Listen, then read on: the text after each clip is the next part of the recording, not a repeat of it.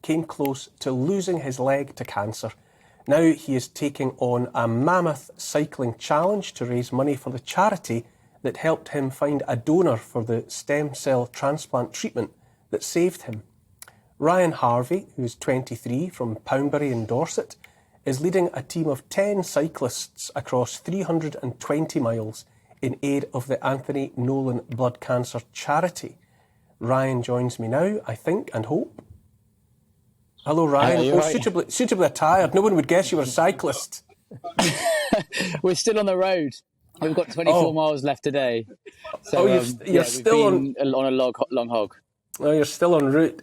I tell you, I mean, you look a picture of fitness and well-being at the moment.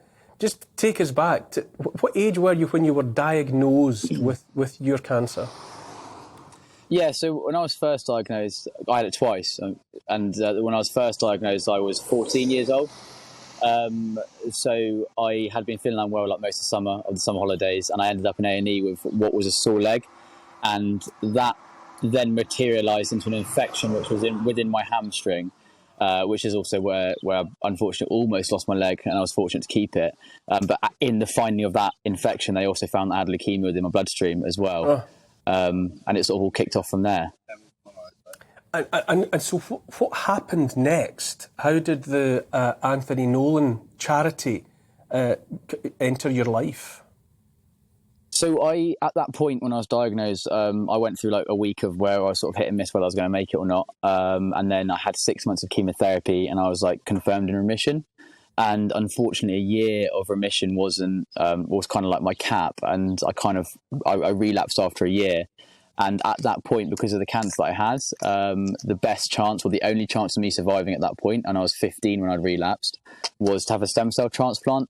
So, I mean, that sometimes can sound like a big scary word for a lot of people, but the best way that it was described to me by a consultant is it's like switching the blood system in a way off and on again, and kind of it's almost like when an engineer is like, is a computer working? Okay, switch it on and off again and give it a go. And that's kind of the best way they just described it to me. Okay. Now, how long before the treatment that you underwent, had that desired effect? How long before you realised that you were going to be able, your leg was saved and indeed that your life was saved? So in that first sort of week when I'd first been diagnosed, it was kind of, it was about 7 to 8 days after the initial diagnosis in A&E. So I was diagnosed in Dorchester County Hospital, which is where I'm from. And I was sort of jetted up to Southampton General Hospital where I'd start my chemotherapy.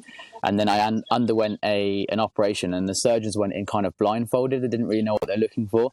And they opened my leg up. And my mum was sort of told that I'd either come up without a leg or I wouldn't come up from the operating theatre at all. And I can only imagine the look on her face when 4 hours later I came up with my leg and they said, we've cleared the infection and we think it's going to be okay.